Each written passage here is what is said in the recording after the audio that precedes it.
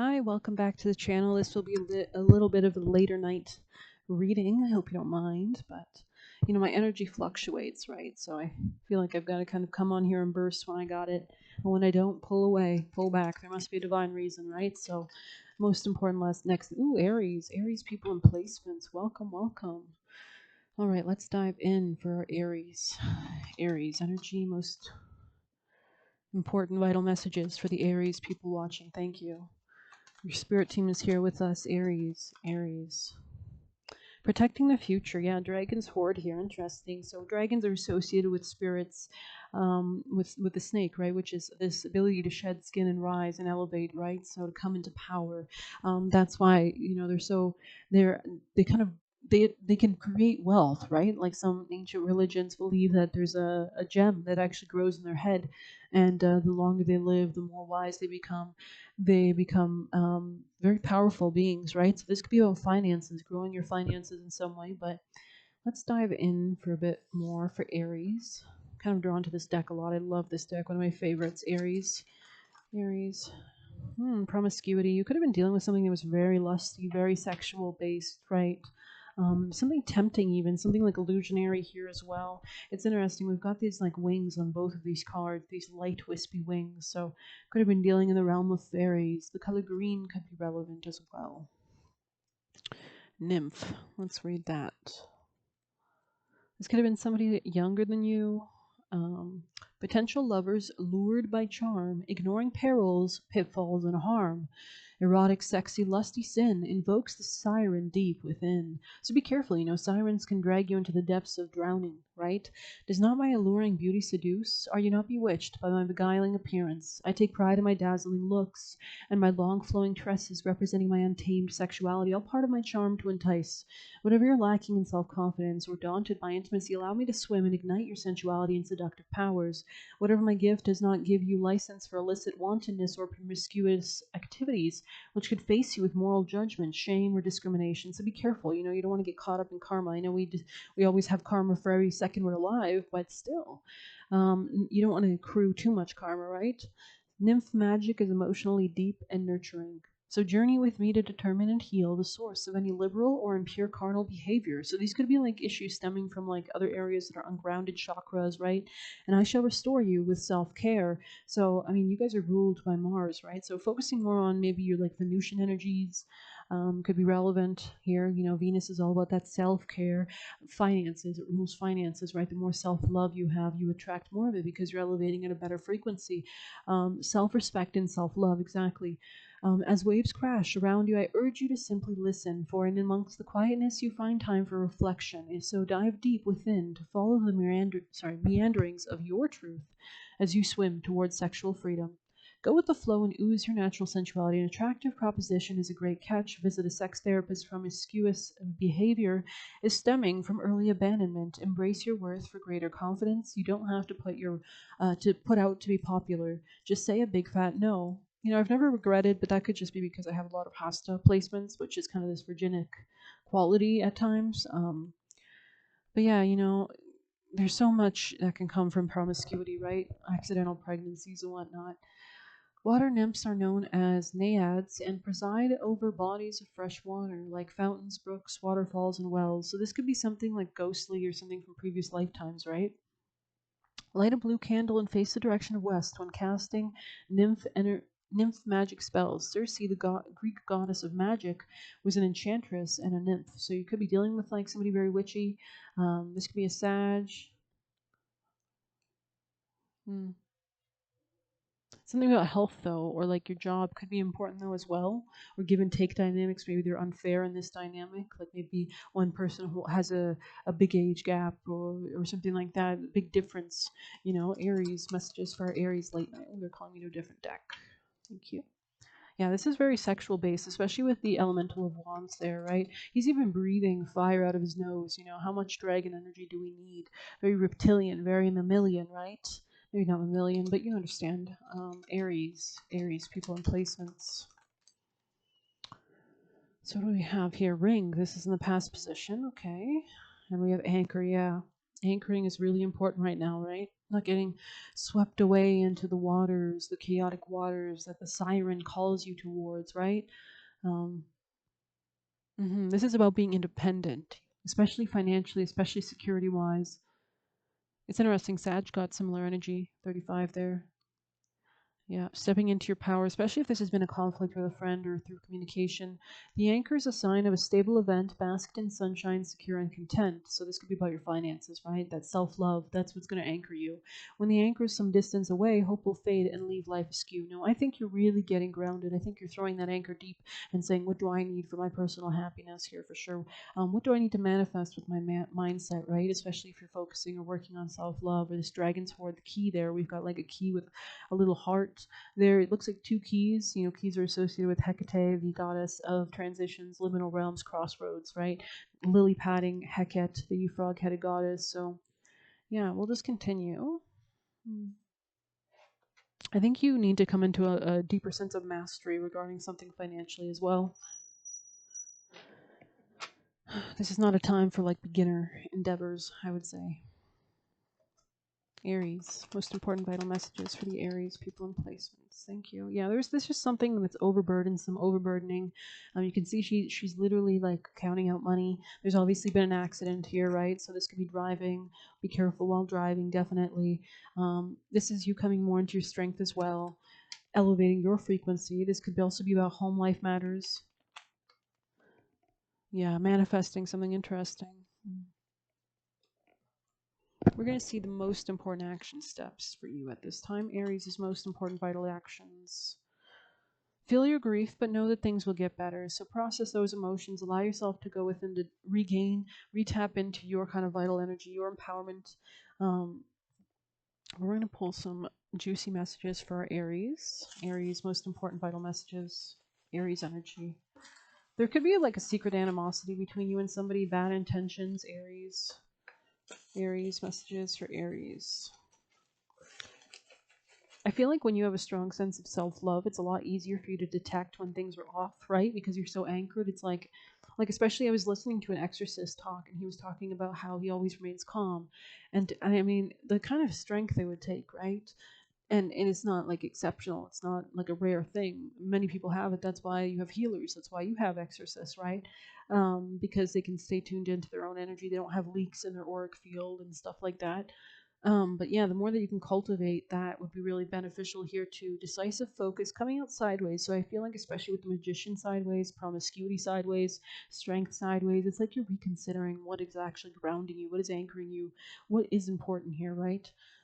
Ignore them coming out sideways. Maybe this is a recommendation, especially if this is something that you wanted to begin or a new beginning of some sort regarding a family situation, a marriage. Maybe this is a time not to really exert your will just because we have so much in retrograde still. Only things will really begin to really feel like it's truly moving forward in January, and even then we have eclipses and such. It's more so June, right? So it's just intense. We're in that transitionary element, that stage between the next year and this year, right? We're preparing for this new era now for the next 20 years of Pluto and Aquarius, right? I am deserving of living a life that is authentic, fulfilling, and joyful. So making sure that your life isn't overburdensome, that you're not feeling like drained, that you're not overworking yourself. How can you fix a life that really honors your self-esteem more? How can you protect more of your finances? How can you ground yourself in strength and in finances both at the same time? And those tend to go hand in hand, right?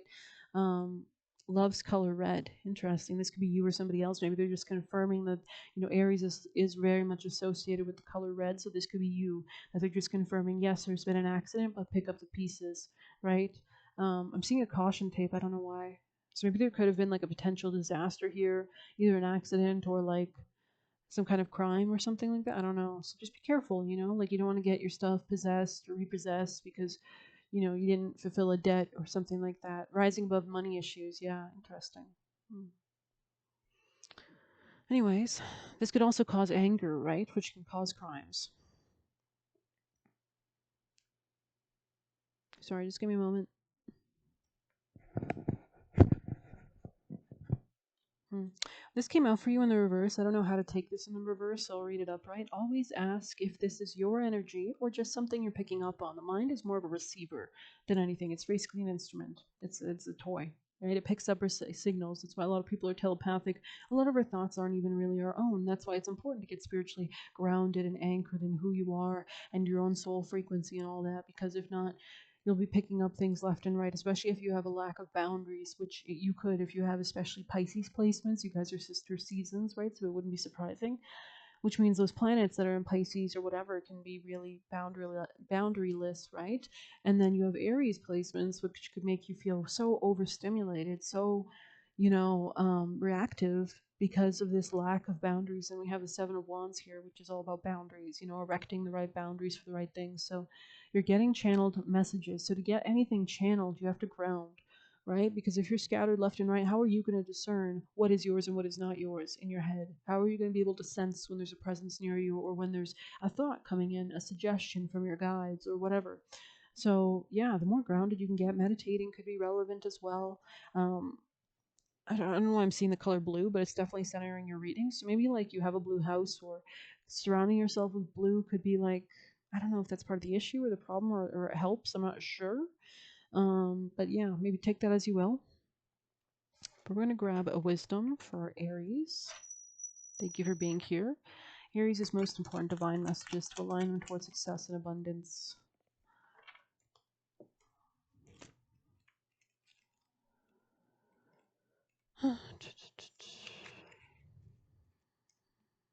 We still have Mars in retrograde, right? So don't overexert.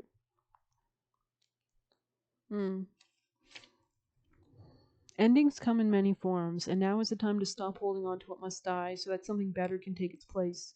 Nature cycles, and I always feel like when you let go of things, it's almost like a boomerang effect. Even if it doesn't come back, you always get something better. You always elevate, right? Because you're not, how can I give you more when you're holding on to something? Nature's cycles include disease, decay, death, and regeneration. There is nothing, energy cannot be created nor destroyed, right? So there is no such thing as really death. The opposite of death is birth, as Eckhart Tolle says, right? And that's why we kind of want to elevate our karma so we can stay in a state that's more free for a longer period, or elevate our consciousness, right? So that we don't have to constantly come back and rebirth, but a lot of us will and do. Let whatever isn't working in your life die. Don't be afraid to face facts. There is no need to struggle or grieve. Whatever your query, let it go. You're about to be reborn. The more you can let go, the better, right? I was explaining this in a reading, I think Sagittarius, which I was learning from a psychic about how to ground. And she envisions roots coming out from her feet if she's sitting, or from her spine if she's sitting on her, with the back on the ground kind of vibe. But if you're just sitting in a chair, the roots come out of your feet. And imagine gray or black energy coming down and leaving the body through those roots to the center of the earth. And then every time you breathe, you call in golden or white light energy. And that really helps you kind of to cleanse and clear and ground, right? So the more you can do that and shed things away. I know Michael Sealy has a great hypnosis it's like a shed negativity hypnosis. And I know I did that once, and a few times, I think. And it was about like, you have your burdens and you release them into this water. And then they kind of just, they transform into this golden, this clear water, right? All those burdens, all those worries, all those fears gone, right? So you're changing your auric field when you do that. You're changing your vibration, most definitely. Like if we took a science experiment and studied you, your frequency would change after doing that, because your chakras would clear, right? These are very important, powerful practices. So you're about to be reborn. Let go. Yeah. This could be a mindset as well, something emotional as well. But let's grab you a angel, Aries. Aries is most important vital messages, please, for the Aries people and placements. Thank you. You could be working with somebody as well, like a counselor or something as well. I'm not really feeling connected to this. You might have to talk to like a financial advisor, talk to somebody about your finances, specifically your goals, finances. Like, how can I structure, like if you've got a goal, like I want to buy this or I want to retire or whatever, you might need to actually really consciously think about how to achieve that right now. And that could be an important kind of, just even for like a few minutes a day, do some research or whatever. But Aries, any other messages? Aries, messages for Aries. Something here about being self-governing as well. Don't be cool about things that are not cool.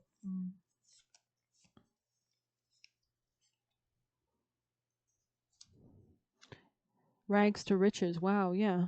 So this is, yeah, with this anchoring, I mean, take it as you will. Rags to riches energy. This is gorgeous. With Dragon's Hoard here. There is a potential for you to kind of embody the dragon energy to protect. So really embodying more of a fiercer form of yourself could be relevant as well. Um, but an authentic fierceness, not one that's like causing harm to others, but one that is really empowered. And yeah, so interesting. We'll call you an Egyptian. Aries people and placements. Aries people and placements, please. Thank you. Monkey, somebody here could be born in the year of the monkey, Capricorn energy, crocodile, spirit animal meanings, or monkey spirit animal meanings. You can find that on YouTube.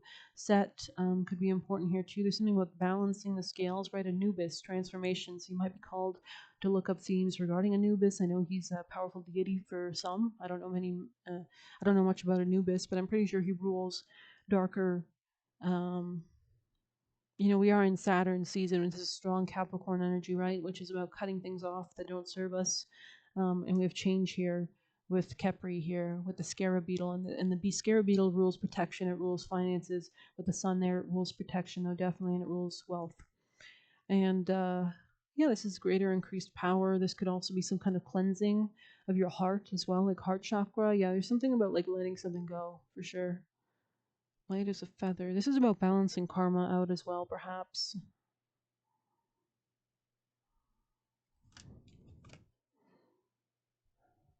Hmm. K2 could be relevant as well. Vultures, like the vulture spirit animal as well. Okay. Resourcefulness on the bottom. So being more resourceful in the future. So if you feel called to look up information regarding that deity, go ahead. I wish you the best of luck. Thank you for being here. Please hit like, comment, share, subscribe. You can get a personal by messaging me on Telegram. You can leave a tip through the Buy Me a Coffee link. Best of luck. Happy holidays. Take care.